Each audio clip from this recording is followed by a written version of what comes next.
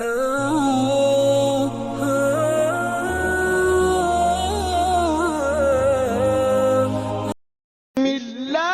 الرحمن الرحیم۔ السلام علیکم دوستو، آج میں آپ کو شہنشاہ ہند عطائے رسول حضرت خواجہ حسن معین الدین چشتی غریب نواز رحمت اللہ علیہ کی داستان بتاتا ہوں۔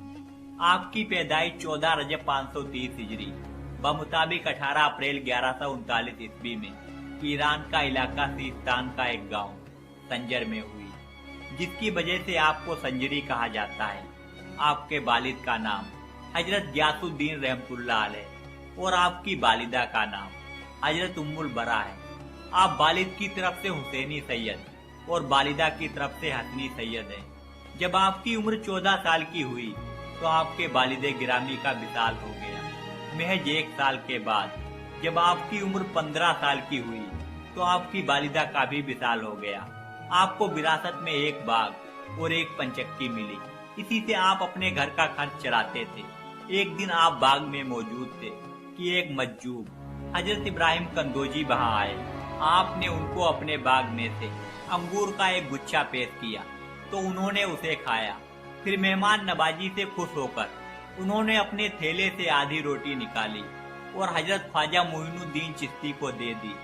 آپ نے خوشی کے ساتھ اس کو کھایا تو ان کے فیض و برکت سے آپ کے لیے علم و حکمت کے دروازے کھل گئے اور آپ نے اپنا سب کچھ بیچ دیا اور اس رقم کو غریبوں اور محتاجوں کو خیرات کر دیا۔ پھر آپ سمرقند اور بخارا کی طرف علم دین سیکھنے کے لیے روانہ ہو گئے۔ 544 سے 550 ہجری تک آپ وہاں حضرت مولانا حسام الدین اور حضرت مولانا شرف الدین کے پاس علم دین سیکھتے رہے۔ پھر آپ بغداد گئے۔ 550 ہجری میں آپ کی ملاقات حضور غوث اعظم رضی اللہ تعالیٰ عنہ سے ہوئی۔ پھر آپ نیسا پور گئے۔ آپ ایک کامل پیر کی تلاش کر رہے تھے کہ آپ نے حضرت خواجہ عثمان ہارونی رحمت اللہ علیہ کے بارے میں سنا۔ 552 ہجری میں آپ حضرت عثمان ہارونی رحمت اللہ علیہ کے پاس گئے اور ان کے مرید ہو گئے اور عبادت الہی اور خدمت مرشد کرتے رہے۔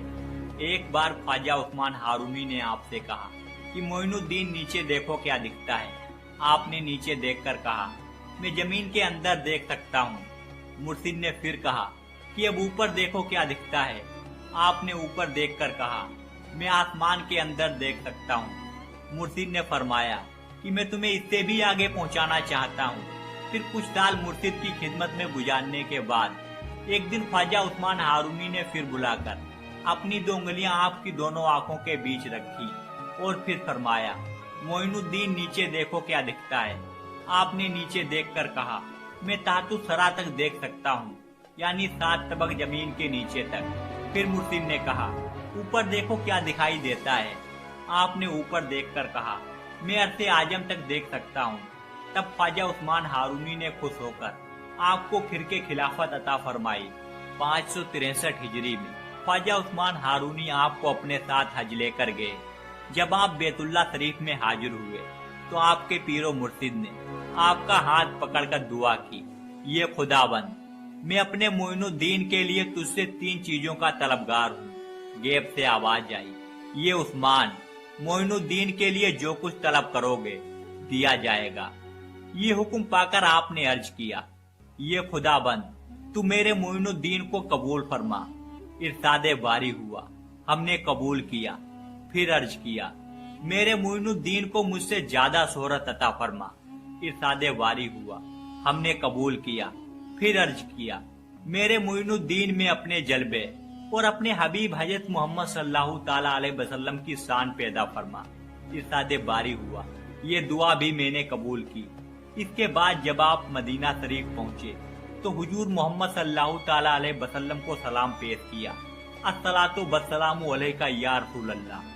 تو روزہ مبارک سے جواب آیا وعلیکم السلام یا قطب المشائخ بہروبر۔